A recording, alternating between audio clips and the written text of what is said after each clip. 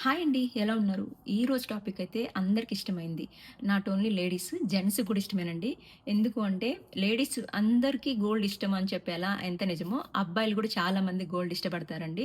కాకపోతే వాళ్ళకి multiple options ఉండవు. మనకేంటంటే లేడీస్‌కి మల్టిపుల్ ఆప్షన్స్ ఉంటాయి. డిఫరెంట్ వేస్‌లో మనం గోల్డ్ వేసుకోవచ్చనమాట. వాళ్ళకేంటంటే తక్కువ ఆప్షన్స్ ఉంటాయి. కాకపోతే జెంట్స్‌కి కూడా చాలా ఇష్టమండి గోల్డ్. అలాంటి గోల్డ్ కొనాలి, తక్కువైతుంది, 2026లో ధర తక్కువైతుంది, చాలా మంది కొనడానికి ఇంట్రెస్ట్ చూపిస్తున్నారు.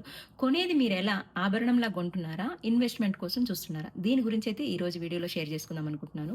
మెయిన్ పాయింట్‌కొద్దాము. 2026లో రేట్లు తగ్గుతాయి అంటున్నారు. ఎందుకు తగ్గుతున్నాయి? ఆల్మోస్ట్ ఏదైనా వరల్డ్ వైస్‌లో తన రేంజ్‌ని చూపించుకుంటూ ఇప్పటి వరకు రేంజ్ పెరుగుతూనే వచ్చింది అంటే గనక అది గోల్డే అనమాట. ఇదేంటంటే హాట్ టాపిక్‌గా మారిపోయింది. గోల్డ్. ఇప్పుడు కొత్తగా సిల్వరు, కాపర్ కూడా రంగంలోకి దిగిపోయాయన్నమాట. సో, కాకపోతే మనకి గోల్డ్ ఇంపార్టెంట్ ఏంటంటే చాలా మంది గోల్డ్ పెరగడం వల్ల కొనడం తగ్గిచ్చేసారనమాట. అలా ఎప్పుడైతే కొనడం తగ్గిందో గోల్డ్‌కి డిమాండ్ తగ్గిపోయింది కదా! అందుకని కొంచెం 2026లో రేట్లు తగ్గుతాయని చెప్పేసి అంచనా ఏస్తున్నారు. ఆల్మోస్ట్ మనం చూస్తున్నాం రిజల్ట్స్ కూడా. మెయిన్ ఏంటంటే ఈ గోల్డ్ ధరలు అవన్నీ ఎక్కడ డిపెండ్ అయి ఉంటాయంటే అమెరికా ఫెడరల్ రిజర్వ్ బ్యాంక్ వడ్డీ రేట్ల మీద ఆధారపడి ఉంటాయి. ఇక్కడ తీసుకునే నిర్ణయాలను బట్టే ఇంటర్నేషనల్ మార్కెట్స్ నిర్ణయాలను బట్టి అన్నీ డిసైడ్ అవుతాయని చెప్పేసి. ఎందుకంటే ఇప్పుడు రిజర్వ్ బ్యాంక్ అంటే ఫెడరల్ రిజర్వ్ బ్యాంకు మొన్న రీసెంట్‌గా లాస్ట్ ఫ్యూ డేస్ చూసుకుంటే 25 బేస్ పాయింట్స్ తగ్గిస్తామని అన్నారు. అలా తగ్గిస్తే గనుక గోల్డ్ 10% నుంచి 20% తగ్గొచ్చనన్నారు. వాళ్ళేం తగ్గించలేదు. 25 బేసిస్ పాయింట్ తగ్గించకపోయినా కూడా మనకి 15% తగ్గింది. Last 2 days back. మళ్ళీ 20% తగ్గింది. సిల్వర్ అయితే ఆల్మోస్ట్ 30%, 45% తగ్గిపోయింది. సో, ఇంకా కూడా తగ్గొచ్చంటున్నారు. ఇది నమ్మొచ్చా? నమ్మాలి కదా! అసలు ఏ టైంలో ఏం జరుగుతుంది? ఎందుకంటే ఇది వరల్డ్ వార్ చాలా అంటే డిఫరెంట్ దాని మీద డిపెండ్ అయి ఉంటది. మనం అసలు అంచనా వేయలేమనమాట. అందుకని చాలా మంది ఏంటి తగ్గుతుంది, పెరుగుతుంది, కొనాలా? వద్దా? అని డైనమాలో ఉంటాం మనం. అలా కాకుండా ఏదైనా కన్సిస్టెంట్‌గా మీరు కొనాలనుకుంటున్నారా? కొద్దిగా కొనండి. మీరు ఏ వేలో కొనాలనుకుంటున్నారు? కొనేసి అమ్ముదాం అనుకుంటున్నారా? లేదంటే కొని సేవ్ చేద్దాం అనుకుంటున్నారా? ఫస్ట్ ఆ పాయింట్ మీరు డిసైడ్ చేసుకోండి. ఆ పాయింట్ మీరు డిసైడ్ చేసుకున్న తర్వాత కొనాలి అనుకున్నప్పుడు రీసెంట్‌గా మీకు ఎగ్జాంపుల్ చెప్తాను. 2 డేస్ బ్యాకు 8,000 తగ్గింది గదా! 11,000, 8,000 తగ్గినప్పుడు 4,00,000కి గోల్డ్ కొన్నారు మా తెలిసిన వాళ్ళు. మళ్ళీ ఆమె కొనిన తర్వాత కొంచెం మళ్ళీ తగ్గిందనమాట. బాధపడిందనమాట. ఎందుకంటే మీ దగ్గర డబ్బులున్నప్పుడు 2,00,000 కొనండి. అవి కూడా ఏంటి ఆభరణంలా కొంటున్నారా? ఇన్వెస్ట్‌మెంట్ కోసం కొంటున్నారా? ఆభరణంలా కొనాలంటే ఒక వే చూజ్ జేసుకోవాలి. ఇన్వెస్ట్‌మెంట్ కోసమైతే ఒక వే చూజ్ జేసుకోవాలి. కొనేటప్పుడు గూడా ఎక్కడ పడితే అక్కడ కొనొద్దు. కంపల్సరీ కొన్ని పరిశీలించి కొనాలి మనం. అవేంటో గూడా నేను మీకు చెప్తాననమాట. చాలా సంవత్సరాల నుంచి చూడండి. డబ్బు వాల్యూ అయినా, డాలర్ వాల్యూ అయినా అటు ఇటు అయితుందేమో గానీ, గోల్డ్ వాల్యూ మాత్రం దాని రేంజ్ పెంచుకుంటూనే పోతుందనమాట. అందుకే ఫస్ట్ మనకొక క్లారిటీ రావాలి. గోల్డ్ కొనాలనుకుంటున్నామా? ఇన్వెస్ట్‌మెంట్ ప్లాన్ చేస్తున్నామా? ఇన్వెస్ట్‌మెంట్ ప్లాన్ చేస్తున్నామంటే కొన్ని పద్ధతులుంటాయి. గోల్డ్ కొనాలనుకుంటే కొన్ని పద్ధతులుంటాయనమాట. ఎందుకంటే మీరు చూడండి గోల్డ్‌ని ఒక ఆభరణంలాగా కాదు, ఒక అసెట్ లాగా చూడండి.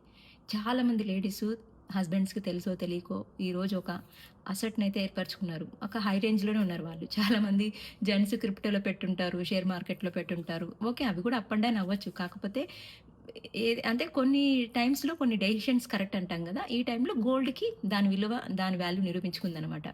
మెయిన్ ఏంటంటే ఇప్పుడు గోల్డ్ కొనాలనుకుంటే ఏంటంటే, మనం ఆభరణం అంటే వేసుకోవడానికి కొంటున్నామా? సేవ్ చేయడానికి అంటే బ్యాంక్‌లో పెట్టుకొని లోన్స్ తీసుకుంటాం గదా! ఆ ప్రాసెస్‌లో అందుకే బంగారం చేతిలో ఉంటే భద్రత అంటారు పెద్దవాళ్ళు. పెద్దవాళ్ళు గాదు. ఇప్పుడు మనకందరికీ కూడా ఒక ఐడియా వచ్చిందనమాట. బంగారం ఏంటి అనేసి. కాకపోతే ఏంటంటే మెయిన్ బంగారం కొన్ని విషయాల మీద ఆధారపడి ఉంటది. అదేంటంటే మనకిప్పుడు ఇండియాలో టాక్సెస్, డిమాండ్స్ ఉంటాయి గదా! And dollar versus rupees and international markets.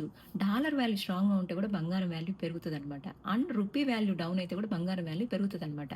ఇంకా చాలా మందికి డౌట్ అసలు బంగారం ఎప్పుడు పెరుగుతది? ఎప్పుడు తగ్గుతది అని. బంగారం ఎప్పుడు పెరుగుతదంటే స్టాక్ మార్కెట్ డల్‌గా ఉన్నప్పుడు, బ్యాంక్ ఇంట్రెస్ట్ రేట్స్ తగ్గినప్పుడు అండ్ ఇక్కడ ఏదైనా వార్ గాని, గ్లోబల్ టెన్షన్స్ ఉన్నప్పుడు, ఇన్ఫ్లమేషన్ పెరిగినప్పుడనమాట. ఇప్పుడు మీకు అర్థమైందా? గోల్డ్ రేట్ ఎప్పుడు తగ్గుతదో? స్టాక్ మార్కెట్ స్ట్రాంగ్‌గా ఉండాలి. అంటే బాగా రన్ అవుతుండాలి. అప్పుడే కదా ఇన్వెస్టర్స్ అందరూ స్టాక్ మార్కెట్ వైపుకెళ్తేనే కదా గోల్డ్ రేట్ తగ్గుతది. బ్యాంక్ రేట్స్ బాగా పెరగాలనమాట. ఈ వార్స్ గాని, గ్లోబల్ టెన్షన్ అంతా ఒక కంట్రోల్‌లోకి రావాలి. ఇన్ఫ్లమేషన్ అలాంటి కంట్రోల్‌లోకి రావాలి. అండ్ డాలర్ వాల్యూ కూడా స్ట్రాంగ్‌గా ఉండాలి. అప్పుడే అన్నీ అటుపోయిన తర్వాత గోల్డ్ ఎవరు పట్టించుకోరు కాబట్టి గోల్డ్ వాల్యూ తగ్గుతదనమాట. అప్పుడు ఎప్పుడైనా మన దగ్గర ఒక 10,00,000, 5,00,000 సేవింగ్‌లో ఉంటే గనుక మనం స్టెప్ బయింగ్ అనే ఆప్షన్ అలవాటు చేసుకోవాలి.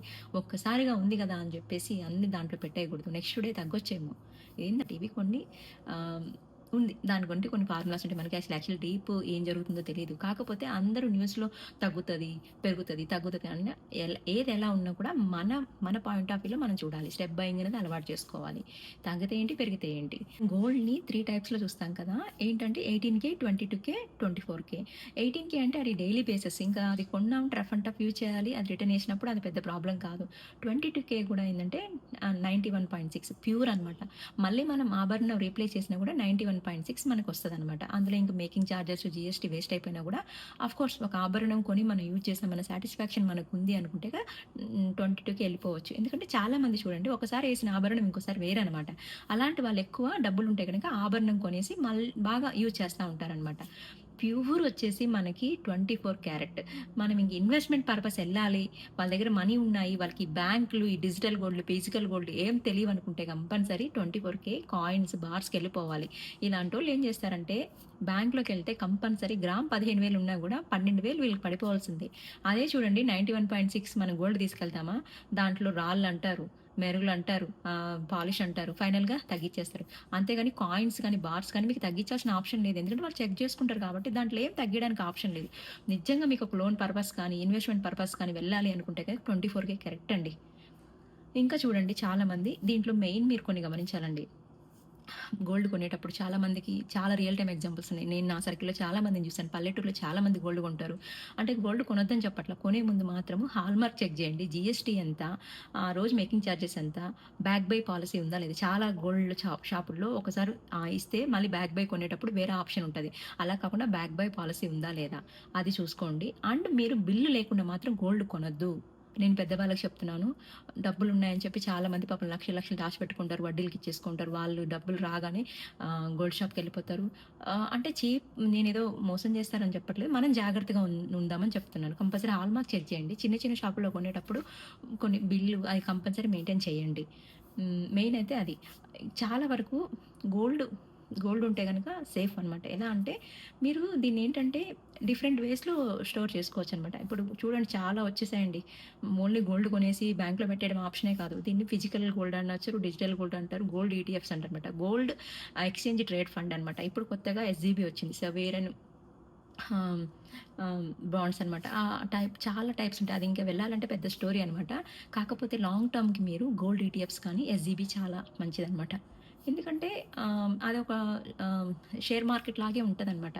మీకు ఆల్మోస్ట్ మీ ఫ్యామిలీలో ఎవరో ఒకరు తెలిసే ఉంటది. అలా లైవ్ మార్కెట్‌లోకెళ్ళి మీరు ఒకసారి గోల్డ్‌ని బై చేశారంటే గనక అదే చూసుకుంటదనమాట. లాంగ్ టర్మ్‌కి ఇది చాలా బెనిఫిట్. కన్సిస్టెన్సీ మెయింటైన్ చేయండి. మీరు ఏ టైంలో కొన్నారనే దానికంటే కూడా మీరు కన్సిస్టెన్సీగా కొంచెం కొంచెంగా కొంటున్నారు కదా! అది చాలా సేఫ్ అనమాట. లాంగ్ టర్మ్‌కి ఉంచేసేయండి. ఒకసారి మనం ఇప్పుడు కొన్నామా, మొన్న తగ్గినప్పుడు కొన్నారా? ఆగండి, కొన్ని రోజులు ఆగండి. మీ దగ్గర ఇంకా డబ్బులున్నాయనుకుంటే ఇంకొంచెం గ్యాప్ ఇచ్చి కొనండి. ఒకటేసారి మొత్తం బల్క్‌గా కొనకండి. కొంచెం సేఫ్‌గా బంగారం కొనే ముందు అన్నీ చెక్ జేసుకోండి. కొనిన తర్వాత కుయ్యో మొయ్యో అంటే కాదు కదా! సో, బంగారం కొనాలి అందరూ. ఫైనల్‌గా టైమింగ్ కంటే కూడా కన్సిస్టెన్సీ చాలా ఇంపార్టెంట్ అనమాట. స్టెప్ బయింగ్ ఆప్షన్ చూజ్ చేసుకోండి. ఒక్కసారిగా కొనొద్దు. కొంచెం కొంచెంగా కొనాలి. అది లాంగ్ టర్మ్‌లో ఉండేలాగా చూసుకోండి. అలా ఇప్పుడు పెరిగితే పెరగకపోతే ఏంటనేది కొంతమంది బయర్స్ అండ్ సెల్లర్స్ ఉంటారు. వాళ్ళకి యూజ్ అవుతదనమాట. సో, కొంచెం టైం చూసుకొని చాలా జాగ్రత్తగా స్టెప్ ఎయండి. And okay. Thank for watching. See you in the next video.